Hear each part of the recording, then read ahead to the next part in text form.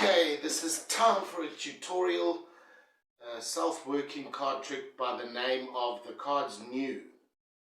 And it's a Roberto Giobbi effect. And if you don't know who Roberto Giobbi is, and if you don't know what the Card College series is, you've been living under a rock. Every serious card man has it. Roberto Giobbi has brought out the Card College series that includes all the sleights that you need to know, and self-working card tricks is part of the series as well. He's got a self-working card tricks series as well. So this is out of there. I highly recommend, if you don't have the series, to buy the entire series, because it's something you'll refer to for the rest of your life. It belongs next to your Erdnase and your Verdun.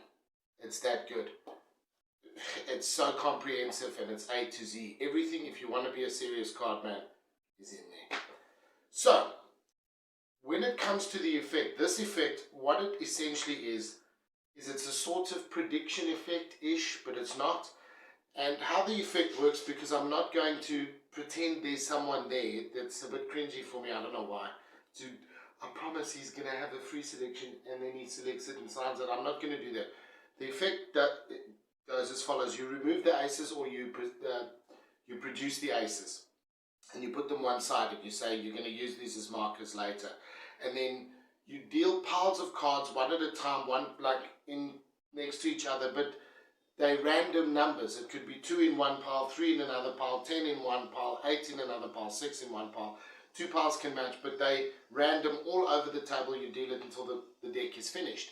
Then you say, pick up the 4 aces and place them on the tops of any 4 of the piles. And then they choose the 4 piles, and you eliminate all the other piles into a stack. And you say, would it be possible for me to know which piles you were going to eliminate and how many cards you were going to eliminate in total beforehand? And they say no, because they remember that the cards have been shuffled. After the aces have been either produced or just taken out, you tell them to shuffle it. So there's no way you could have known in advance which piles they were going to. Not that it would make a difference, but it's completely random. And then what you do is you add the top card of each one of the piles that they've chosen. So it can be an 8 and a 7 and a 10 and a 10. And then you add that together. And then that will give you a number. And the number will match the amount of cards that have been discarded in the beginning. Say for instance the number is 32 or whatever. You count the cards that have been discarded and it adds up to 32. It doesn't sound like much when you listen to the effect, but believe me, it plays big depending on how you emphasize how impossible it would be to predict which piles you were going to choose, and therefore how many cards were going to be eliminated. How would you know in advance, especially if the cards were shuffled? And that's where the beauty of the whole routine is. So now I'm going to go and do the tutorial for you for how the actual mechanics work. Very easy, there are no sleights. It's all about presentation. Enjoy it. I'm going to make it right now. Alright, you can produce the 4 aces, or you can just have them taken out of the pack. Whatever you prefer. I think it's a lot more artistic if you can produce the 4 aces. I do have another video called the Ashburner Aces, which is perfect for this. Okay, once the aces are out the deck, you ask the spectator to shuffle the cards. You make sure that they shuffle the cards and understand that it's really, really mixed. That's part of what makes this so strong. Then you turn the deck over and you explain that you're going to deal random numbers of cards into piles. And they're going to be different amounts of cards in each pile. Some of them might be the same, some of them might be different. But say for instance you're going to deal 2 cards in the first pile and put it over there. Now what actually happens is this. Don't ask me to explain why this mathematical principle works, but it does. Let's go to a number card to explain. You count how many cards up until 11 from the number that's on the face of the pack. So this is a 7, so you count this as 7, and then count the rest of the cards and stop when you get to 11. So say for instance this is 7, you go 7, 8, 9, 10, 11. And then you put the cards face down like that. And you keep going like that. This is 3, so this counts as 3, and then you count to 11. 3, 4, 5, 6, 7, 8, 9, 10, 11.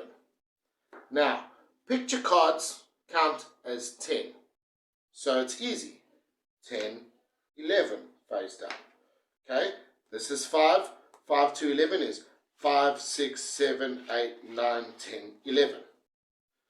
7, 7, 8, 9, 10, 11, and you keep going. 5, 6, 7, 8, 9, 10, 11. This counts as 10, remember? 10, 11. You're going to get into a situation where there's many piles, but that actually increases the strength of the effect, right? 3, 4, 5, 6, 7, 8, 9, 10, 11. Now I'm in a lucky position where I've ended perfectly, where I go 10, 11, and then put it down so that all the cards are out of my hands. But you might end in a position, for instance, where it doesn't get to 11. Say, for instance, you've got 3 cards and you're sitting on a 5. So obviously 5, 6, 7, it doesn't work, right, with the 3 cards. If you end up in a situation like that, you take the extra cards and you put them on top of the box and you say, just to make it even more impossible, I'll get rid of some of these cards. But then at the end of the trick, it's important that you include them in the discarded cards, if that makes any sense. So every pile that's discarded, you put on top of the cards that you got rid of after this procedure. But you will now notice that no matter which 4 piles you choose, mathematically it'll work, okay? That say for instance you choose these 4 piles, or you put the 4 aces on these 4 piles. The 4 aces are just there to sort of be markers, but it's also there because it wouldn't work with the aces in the pack. So the aces have to be out the pack, and then you sort of use them to mark which piles, and you take them off. The aces are really just pointers. But whatever 4 piles you use, if you get rid of the rest of the cards and add up the top cards of each of these 4 piles, so that's 10, 20, 27, 32. Okay, now I know that there's 32 cards in this pile. I'll show you quickly. 1, 2, 3, 4, 5, 6, 7, 8, 9, 10, 11, 12, 13, 14, 15, 16, 17, 18, 19, 20, 21, 22, 23, 24, 25, 26, 27, 28, 29, 30, 31, 32. Perfect. And it really doesn't matter which 4, as long as you follow that procedure where you start with the number at the face. So let's go through the deck one more time, and hopefully I'll finish on an odd number so you can actually see when you don't finish perfectly like the first demonstration. Ideally, you know, finishing perfectly like I did the first time is perfect. Let's just give it a quick shuffle. Okay, we start with 4, 4, 5, 6, 7, 8, 9, 10, 11. 7, 8, 9, 10, 11. 3, 4, 5, 6, 7, 8, 9, 10, 11. Okay, 10, 11, easy one. 7, 8, 9, 10, 11. 9, 10, 11. This I like because it makes it look so random. 2, 3, 4, 5, 6, 7, 8, 9, 10, 11. 9, 10, 11. Okay, now it's ending perfectly again. How annoying. 9, 10, 11. Okay, it ends perfectly, but okay. Say for instance you end up in a situation like this where you end up on the last cards. Okay, all the piles have been done, and then now you end up on the last cards and you go 6, 7, 8. That's where you say, okay, we'll just put these cards one side, and you put them on the box or wherever, and then you say, we'll put these aside for now. But then later, when they eliminate, when they put the 4 aces on the 4 piles that they want, and you eliminate the other piles, make sure to include these as well, otherwise it won't work. And it'll fly past the audience, don't worry about that. It's just so, you've really got to drive home how impossible this is. How you present it is up to you. I present it in a way where I say, this card trick drove a mathematician wild because it drove him crazy, and he still phones me to this day. He's like an expert mathematician, and he still phones me to this day for this secret, and I won't. He's offered me ridiculous money for the secret, and I won't tell him. You know, it's about. Some people might say that's a blatant lie, but what I say is, like a lot of what comedians do is they make up stories just because they're funny, right? Now I'm making up a story just because it's interesting. It gives extra, I don't know, sauce to the effect, for lack of a better word. But yes, that's essentially how it works. It's very basic. Ace production, start from a face card, use that face card as the starting number, go to 11, and it works. But emphasize how impossible it is. You know, I normally hate recapping tricks. I find it tedious, laborious, and generally fucking cringy.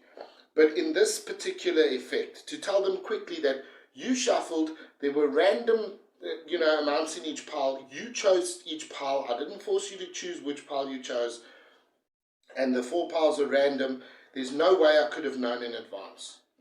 And all of these are actual facts, so it's not like, you're recapping an over-elaborate trick. It's just, you need to sort of emphasize how impossible this is.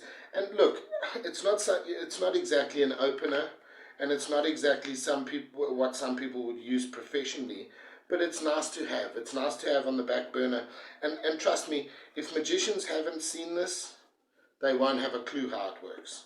But that's the way, generally the way self-working card tricks are. Anyway, thank you guys. I hope you enjoyed that. Next tutorial is next week.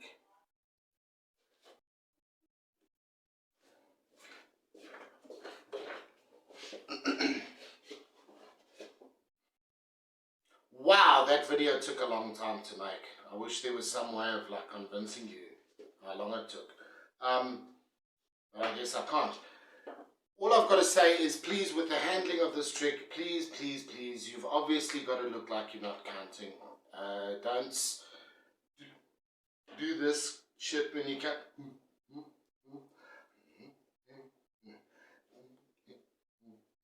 And then obviously you realize that there's a hole in the presentation of this trick. When you're busy counting out the cards individually, there's a boring gap, there's a lull.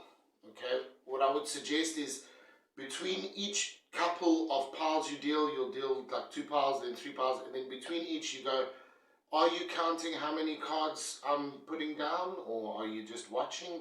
You ask questions.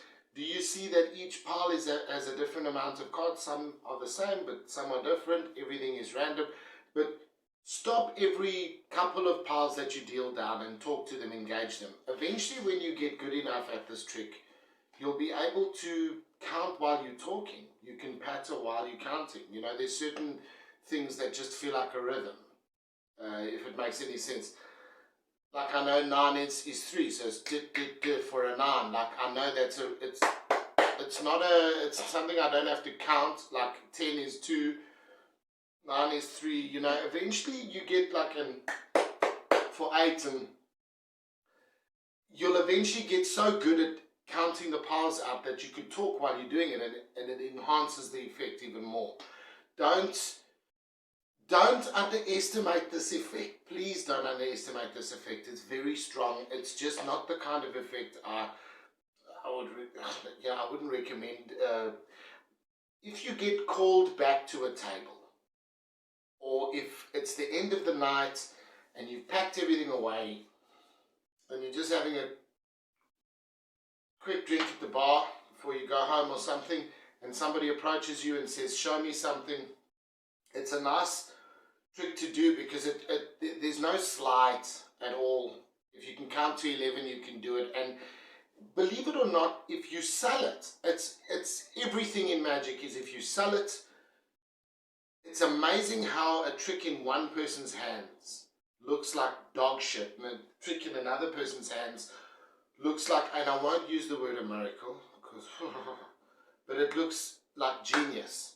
And that's the kind of thing you need to understand about magic, is that don't underestimate the self-working stuff. A lot of the good stuff, like Out of This World, for example, as a small example, is a self-working trick. but it's legendary and it's pretty much commonplace amongst, I mean, certain oil and water routines are self-working. These are routines that are staples, bread and butter stuff that magicians use professionally for a reason. There are good self-working card tricks, and then there are bad ones, and the bad ones are usually boring, and the boring ones are usually boring because of the magician, not the trick. Thanks, guys. Please subscribe, and I'll see you next week for another tutorial.